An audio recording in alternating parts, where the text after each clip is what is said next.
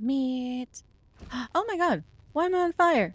Why am I on fire? Cuddle monster and a squishy heart. Squirrel moments and coffee addicted. A southern woman with a flaming. Today, we're going to be taking a look at the demo for Guardians of the Wild Sky. This game definitely jumped on my radar as soon as I saw you could fly around on wyverns, but there's so much more to it, and we're going to go ahead and dive in, see what is available in the demo. Kick back, relax, grab your snacks, and let's go. There is a pretty extensive character creation in the game. You have a bunch of sliders, a bunch of different color options, and even the ears. You can make them pointy like an elf. You start off on a ship with a whole crew. Doesn't stay that way for long, though. Very quickly, you end up in a bad situation. One of your first tasks is going to be to glide up to the top of one of these whales. These wind seers are what uncovers the fog of war from the map. You remove the ball from their blowholes, and that part of the map will all of a sudden be revealed to you. As you can see, the map is huge. You saw the wall closing off the demo side of it, but outside of that, it is quite large. So I'm really curious to see just how much we can explore. There is a skill tree or a knowledge tree, kind of like Ark or Palworld, where you unlock different recipes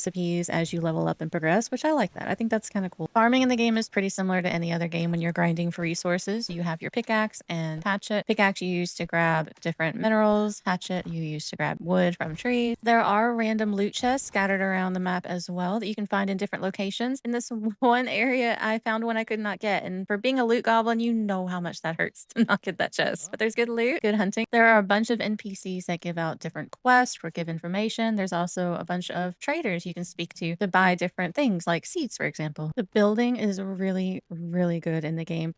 The snapping sometimes does get a bit annoying to me, but I think it's just a matter of getting used to how it works. It did take me a while to figure out the rotation and things like that, but once you get the hang of it, the more you do it, it actually is quite extensive. The options that you have for the building, I honestly love it. You can make some amazing things, I'm sure. And it looks like we'll have different options for styles, for building pieces and things like that. Yeah, the building, 100% looking forward to it. I had fun with the little bit that we had in the demo. I can't wait to see more. I do wish that there were better triangle roof pieces rather than just the flat ones, but that's a minor thing. It's nothing that's gonna full on change my opinion and make it a bad opinion about building in a game. Those of you who have been around for a while know that I do love a game with great building features. Yeah, this is definitely on my radar. But building bases and houses and things like that isn't the only thing you have the option to build in this game. In Guardians of the Wild Sky, you can build airships, but you can build them either from blueprints or completely from scratch. All I did, just saving time because the demo was time restricted, I went ahead and plopped down a blueprint. Now, you could have gone ahead and built one from scratch. I'm sure a lot of people did, but knowing me, I would want to have an endless amount of time that I could spend on the building of the ship because I'd want to take my time to make it the way that I want to make it. And I know I'd feel rushed and I would be kind of sad about how it turned out. So yeah, I figured I'd go ahead and wait for the full release of the game to really sink my teeth into the custom building of the ship. And we just go ahead and check out the blueprints here to see what it's like. You can even paint any of your building pieces as long as you have the dies crafted. I went ahead and painted my ship here purple, of course. Go figure. Who would have thought? Here we go with a purple ship. It's built. We're ready to fly around, to sail around, I guess. I'm going to talk more about the Guardians in the game later, but for right now, I will go ahead and say you can place the Guardians on your ship to help you. So whether it be helping you construct different things that you build on the boat, or whether it be helping you with combat or whatever you have going on, it's kind of cool that you can actually have them on your boat too to help out. I did go ahead and quickly take a look at some of the building pieces for the custom built ships that we have available as options, and there are a lot. What you could come up with on a custom ship that you build, it's insane. The sailing itself is very smooth. It's easy, nothing really complicated about it. You just got to make sure the wind is in your favor and you are pretty much good to go. The graphics in the game are absolutely beautiful as you sail around. I mean, it's breathtaking. They have done an amazing job making such a beautiful world. If you're ever off of your ship and you want to get back to it, you can easily fast travel right to it from the map. You can also summon your ship to you, which is super handy. And there are teleporters spread out randomly around the map as well that you can teleport to just by clicking on it on the map. You don't have to be anywhere specific. You can teleport home anytime you want. It makes it so easy and convenient. Now we move on to my favorite part of the game, the Guardians.